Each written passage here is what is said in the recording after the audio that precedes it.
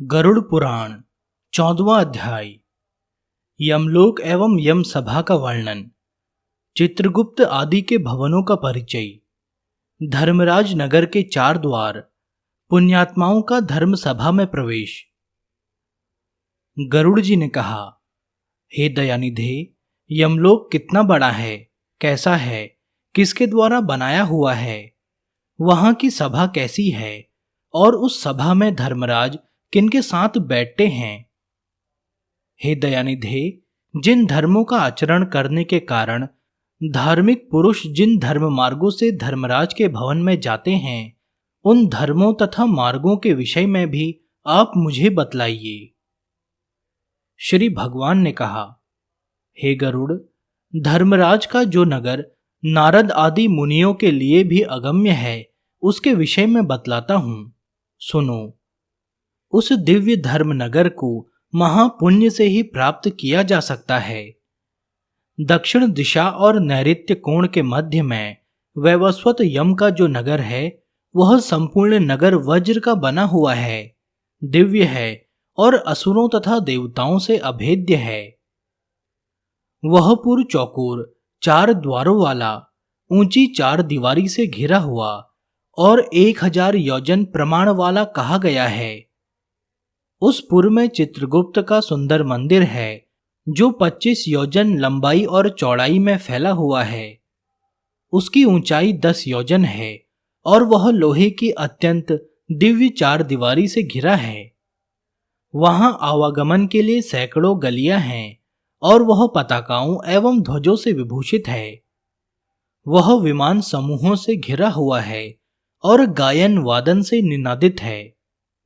चित्र बनाने में निपुण चित्रकारों के द्वारा चित्रित है तथा देवताओं के शिल्पियों ने उसका निर्माण किया है। वह उद्यानों और उपवनों से रमणीय है। नाना प्रकार के पक्षीगण उसमें कलरव करते हैं तथा वह चारों ओर से गंधर्वों तथा अप्सराओं से घिरा है। उस सभा में अपने परम अद्भुत आसन पर स्थित चित्रगुप्त मनुष्यों की आयु की यथावत गणना करते हैं। वे मनुष्यों के पाप और पुण्य का लेखा जोखा अभिलेख करने में त्रुटि नहीं करते। जिसने जो शुभ अथवा अशुभ कर्म किया है, चित्रगुप्त की आज्ञा से उसे उन सब का भोग करना होता है। चित्रगुप्त के घर के पूरब की ओर ज्वर का एक बड़ा विशाल घर है और उसके घर के दक्षिण शूल, लूता और विस्फोटक के घर हैं तथा पश्चिम में कालपाश, अजीर्ण तथा अरुचि के घर हैं। चित्रगुप्त के घर के उत्तर की ओर राजरोग और पांडुरोग का घर है। ईशान कोण में शिर पीड़ा का और अग्निकोण में मूर्छा का घर है। नैऋत्य कोण में अतिसार का, वाव्य कोण में शीत और दाह का स्थान है। इस प्रकार और भी अन्य अन्य व्याधियों से चित्रगुप्त का भवन घिरा हुआ है। चित्रगुप्त मनुष्यों के शुभ अशुभ कर्मों को लिखते हैं। चित्रगुप्त के भवन से 20 योजन आगे नगर के मध्य भाग में धर्मराज का महादिव्य भवन है। वह दिव्य रत्नमयी तथा विद्युत की ज्वाला मालाओं से युक्त और सूर्य के समान दे दीप्यमान है। वह 200 योजन चौड़ा, 200 योजन लंबा और 50 योजन ऊंचा है। 1000 स्तंभों पर धारण किया गया है। वैदूर्य मणि से मंडित है, स्वर्ण से अलंकृत है और अनेक प्रकार के धनिकों के भवन और प्रासाद गृह, देव सदन तथा राज सदन से परिपूर्ण है। वह भवन शरतकालिक मेघ के समान उज्ज्वल, निर्मल एवं सुवर्ण के बने हुए कलशों से अत्यंत मनोहर है। उसमें बहुरंगी रंग के स्फटिक से बनी हुई सीढ़ियां हैं और वह हीरे की फर्श से सुशोभित है। रोशनदानों में मोतियों के झालर लगे हैं। वह पताकाओं और ध्वजों से विभूषित, घंटा और नगाड़ों से निनादित तथा स्वर्ण के बने तोरणों से मंडित है। वह अनेक आश्चर्यों से परिपूर्ण और स्वर्ण निर्मित सैकड़ों किवाड़ों से युक्त है तथा कंटक रहित नाना वृक्ष, लताओं तथा गुल्मों से सुशोभित है। इसी प्रकार अन्य भूषणों से भी वह भवन सदा भूषित रहता है। विश्वकर्मा ने अपने आत्मयोग के प्रभाव से उसका निर्माण किया है। उस धर्मराज के भवन में 100 योजन लंबी चौड़ी दिव्य सभा है, जो सूर्य के समान प्रकाशित, चारों ओर से दे दीप्यमान तथा इच्छानुसार स्वरूप धारण करने वाली है। वहां न अधिक ठंडी है न अधिक गर्मी। वह मन को अत्यंत हर्षित करने वाली है। उसमें रहने वाले किसी को न कोई शोक होता है, न वृद्धावस्था सताती है, न भूख प्यास लगती है और न किसी के साथ अप्रिय घटना ही होती है। देवलोक और मनुष्यलोक में जितने काम्य विषय अभिलाषाएं हैं, वे सभी वहां उपलब्ध हैं। वहां सभी तरह के रसों से परिपूर्ण भक्ष्य और भोज्य सामग्रियां चारों ओर प्रचुर मात्रा में हैं। वहां सरस, शीतल तथा उष्ण जल भी उपलब्ध है। उसमें पुण्यमय शब्द आदि विषय भी उपलब्ध हैं और नित्य मनोवांछित फल प्रदान करने वाले कल्प वृक्ष भी वहां हैं। हे गरुड़, वह सभा बाधा रहित, रमणीय और कामनाओं को पूर्ण करने वाली है। विश्वकर्मा ने दीर्घ काल तक तपस्या करके उसका निर्माण किया है। उसमें कठोर तपस्या करने वाले सुव्रती, सत्यवादी, शांत, सन्यासी, सिद्ध एवं पवित्र कर्म करके शुद्ध हुए पुरुष जाते हैं। उन सभी का देह तेजोमय होता है। वे आभूषणों से अलंकृत एवं निर्मल वस्त्रों से युक्त होते हैं तथा अपने किए हुए पुण्य कर्मों के कारण वहां विभूषित होकर विराजमान रहते हैं। 10 योजन विस्तीर्ण और सभी प्रकार के रत्नों से सुशोभित उस सभा में अनुपम एवं उत्तम आसन पर धर्मराज विद्यमान रहते हैं। वे सतपुरुषों में श्रेष्ठ हैं और उनके मस्तक पर छत्र सुशोभित है तथा कानों में कुंडलों से अलंकृत वे श्रीमान महामुकुट से सुशोभित हैं। वे सभी प्रकार के अलंकारों से समन्वित तथा नील मेघ के समान कांति वाले हैं। हाथ में चंवर धारण की हुई अप्सराएं उन्हें पंखा झलती रहती हैं।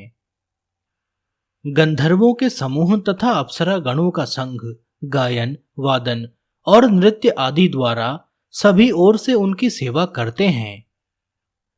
हाथ में पाश लिए हुए मृत्यु और बलवान काल तथा विचित्र आकृति वाले चित्रगुप्त एवं कृतांत के द्वारा वे सेवित हैं। हाथों में पाश और दंड धारण करने वाले, उग्र स्वभाव वाले, आज्ञा के अधीन आचरण करने वाले तथा अपने समान बल वाले नाना दूतों से वे धर्मराज घिरे रहते हैं। हे खग, अग्निश्वात, सोमप, ऊष्मप, स्वधावान, बहिर्षद, मूर्तिमान तथा अमूर्तिमान जो पितर हैं एवं अर्यमा आदि जो पितृगण हैं और जो अन्य मूर्तिमान पितर हैं, वे सब मुनियों के साथ धर्मराज की उपासना करते हैं। अत्रि, वशिष्ठ, पुलह, दक्ष, क्रतु, अंगिरा, जमदग्नि नंदन परशुराम, भृगु, पुलत्स्य, अगस्त्य, नारद, ये तथा अन्य बहुत से पितृराज धर्मराज के सभासद हैं, जिनके नामों और कर्मों की गणना नहीं की जा सकती। ये धर्मशास्त्रों की व्याख्या करके यथावत निर्णय देते हैं। ब्रह्मा की आज्ञा के अनुसार वे सब धर्मराज की सेवा करते हैं। उस सभा में सूर्य वंश के और चंद्र वंश के अन्य बहुत से धर्मात्मा राजा धर्मराज की सेवा करते हैं। मनु, दिलीप, मानधाता, सगर, भगीरथ, अम्बरीश, अनरण्य, मुचुकंद, निमि, पृथु, ययाति, नहुष, पुरु, दुष्यंत, शिवी, नल, भरत, शंतनु, पांडु तथा सहस्त्रार्जुन, ये यशस्वी पुण्यात्मा राजर्षि और बहुत से प्रख्यात राजा बहुत से अश्वमेध यज्ञों का अनुष्ठान करने के फलस्वरूप धर्मराज के सभासद हुए हैं। धर्मराज की सभा में धर्म की ही प्रवृत्ति होती है। न वहां पक्षपात है, न झूठ बोला जाता है और न किसी का किसी के प्रति मात्सर्य भाव रहता है।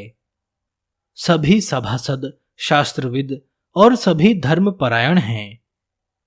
वे सदा उस सभा में वैवस्वत यम की उपासना करते हैं। हे गरुड़, महात्मा धर्मराज की वह सभा इस प्रकार की है। जो पापात्मा पुरुष दक्षिण द्वार से वहां जाते हैं वे उस सभा को नहीं देख पाते। धर्मराज के पुर में जाने के लिए 4 मार्ग हैं। पापियों के गमन के लिए जो मार्ग हैं उसके विषय में मैंने तुमसे पहले ही कह दिया।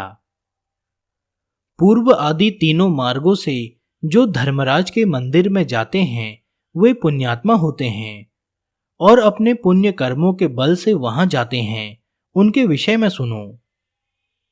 उन मार्गों में जो पहला पूर्व मार्ग है वह सभी प्रकार की सामग्रियों से समन्वित है और पारिजात वृक्ष की छाया से आच्छादित तथा रत्न मंडित है।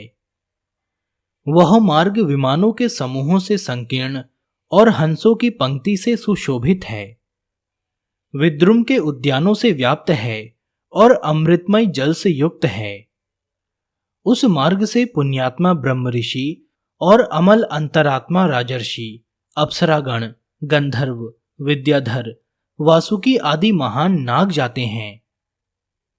अन्य बहुत से देवताओं की आराधना करने वाले, शिव भक्ति निष्ठ, ग्रीष्म ऋतु में प्याऊ का दान करने वाले, माघ महीने में आग सेकने के लिए लकड़ी देने वाले, वर्षा ऋतु में चातुर्मास करने वाले विरक्त संतों को दान मान आदि प्रदान करके उन्हें विश्राम कराने वाले, दुखी मनुष्य को अमृतमय वचनों से आश्वस्त करने वाले और आश्रय देने वाले, सत्य और धर्म में रहने वाले, क्रोध और लोभ से रहित, पिता माता में भक्ति रखने वाले, गुरु की सेवा में लगे रहने वाले, भूमिदान देने वाले, ग्रहदान देने वाले, गौदान देने वाले, विद्या प्रदान करने वाले, पुराण के वक्ता, श्रोता और पुराणों का पारायण करने वाले, ये सभी तथा अन्य पुण्यात्मा भी पूर्व द्वार से धर्मराज के नगर में प्रवेश करते हैं।